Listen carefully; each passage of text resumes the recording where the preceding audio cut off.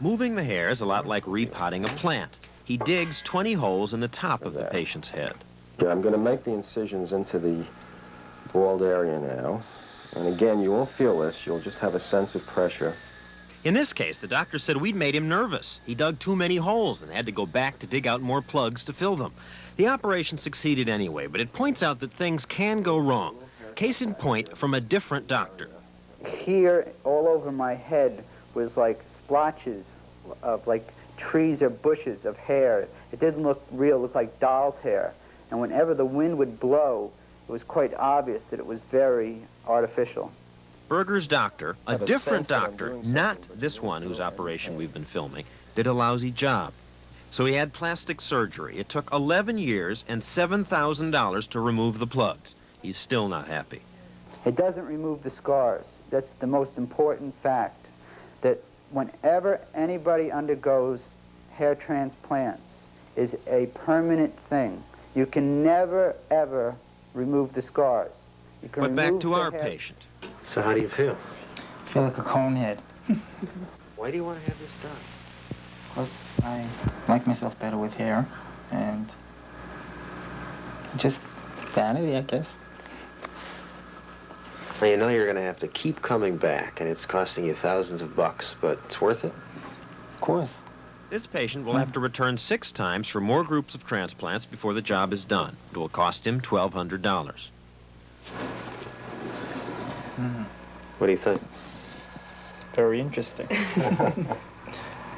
I'll let you know what I think when I see them growing in a few months. So that's transplants, very different from implants. Transplants are approved by the AMA. Implants are not, but they're done anyway. Last summer, I reported on the Underwood Clinic. Here they simply sew artificial hair onto your scalp. That's an implant. An implant is any technique where a foreign object is attached to your skin. Doing that can cause infections. We've learned that at least 2 patients of this clinic have gotten severe infections. One will soon have the hair surgically removed and says his doctor the infections are so deep the operation may kill him. Dr. Underwood replies adverse reactions are extremely rare. I'm sorry, I know it's painful. This doctor is removing hairs implanted by the Syntho Hair Clinic. Hang on. Yeah, that came out nicely. These patients, wearing masks because they're ashamed to reveal their identities, say Syntho promised painless hair replacement, but gave them incredible pain and infections. And I says to them, please help me, take the hair out, I just can't take it no more. And he says to me, let's take a look at you. We went into the examining room, they looked at me, and they says, you're right, some of this hair has to come out. He pulled and yanked, and the pain was unbearable, I just couldn't take it. The implant costs $3,000. I'm out $3,000. I have an infected head. It's quite sore. It's 4 months later, and I have no recourse with the company. They refuse to give the money back. It would seem incomprehensible that anybody who calls himself a doctor would ever leave sutures or synthetic material in the skin and not be aware of the fact that these sutures will ultimately lead to infection and rejection by the body. Every dermatologist we talk to opposes implants. This is inevitably going to happen. It will get infected. Sorry. Now all the hair must be removed. This is unfortunately, a very lengthy procedure that will probably go on for months. The owner of Syntho is Ivan Rubin. He didn't return our call, so I dropped by his office. There's no comment that I can make at this present moment. But what about these people? I mean, look what's happened to their heads. It's pretty horrible, and you're still advertising for more people to come in and have this done to them? Well, I have no comment at this present moment. They just ruined me. They just, I guess I'll have to wear something over my head for the rest of my life.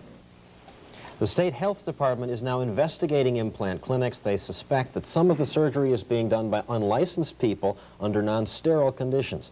Tomorrow we'll talk about some safer ways to get hair. I'll have more on special hair treatments Sunday. I tried hair popping and trichology. But for now, on to one hair-adding technique that really does work, buying a hairpiece.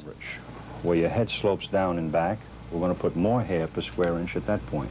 A custom-made piece is what he's getting, $400. To get the fit right, they draw the hairline and then preserve the shape in masking tape. Now, the mark of a good hairpiece, John, is where the hairs are put in one single strand at a time. Some wigs are made of real hair, usually from Italian or Oriental women who earn extra money growing their hair long and then selling it. Their hair is in better shape than Americans' hair because they don't dye it or tease it. This shop prefers synthetic hair.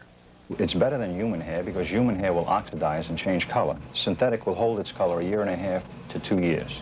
The benefit of the synthetic hair is that you can take it and swim with it, sleep with it. It won't mat up and tangle as human hair. Well, I'll just take this and place it in the water. Place it, submerge it completely in water, shake it out, and it looks like it's growing right out of the scalp. No matting, no tangling. Look at that. Is it worth $400? I definitely like the way I look 100% better. I feel that a full head of hair is like a frame around a picture. It gives a youthful and a dynamic appearance to where thinning hair tends to make you look older. These, as I said, are custom-made hair pieces. You can also buy wigs right off the rack for $20 to $300. Well, Joe Paris, showing his bias, says off-the-rack pieces are often a rip-off. You say you can pay even $300 for a hairpiece and still get gypped. Absolutely. They tell a man you can part it any way you want, and it has little holes in the scalp of the plastic base, and it allows the scalp to breathe. Well, your scalp is only going to breathe in those little hole area. It's like sitting on plastic seat covers in an automobile. Also, the hair falls right out. They tell you part it anywhere it looks like skin, but in the meantime, you just do this and the hair falls right out. 6 months later, Brand X falls apart. Not so, says an off-the-rack wholesaler. In other words, any good stylist can take this product and make it for you. There's length here. It'll fit. It'll fit because it's soft, it's pliable. Look at this. So you're suggesting people shouldn't spend $400 for a custom I'm suggesting made. they don't have to. Now, probably something that makes somebody feel very good about themselves is to go out and spend $700 for this marvelous hairpiece that makes them feel young and invigorated and marvelous. I'm saying they don't have to do that. At a certain age, tell your hair follicles to stop reproducing.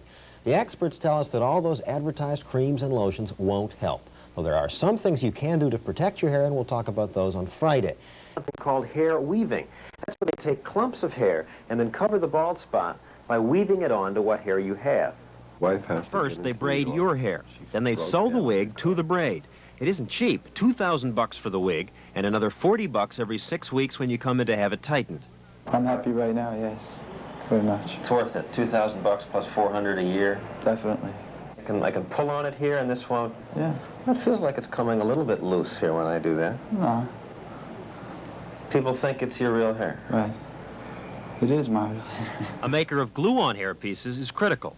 What happens, because that hair is braided tightly all around, when he shampoos his scalp, the soap scum gets trapped in. The hair acts as a strainer, John, and he can never wash under there. The itch drives him crazy, an odor, and then, obviously, an infection. Now, they tell him come back for an adjustment every 4 to 6 weeks. The first 3 days it's super tight on his head. 3 days after that, he's comfortable. 3 days after that, he has this tremendous insecurity of the piece slipping and sliding all over his head. It's loose on his head. Obviously. It's like giving him a free shot of heroin. That's what it boils down to. He's hooked. He has to keep going back for these so-called tightenings. It's a ripoff.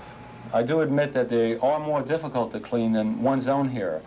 Now, I have the procedure myself, and what I do is I use a shower massage, which allows me to get at the entire scalp thoroughly, and the pressure from the water cleans my scalp very thoroughly.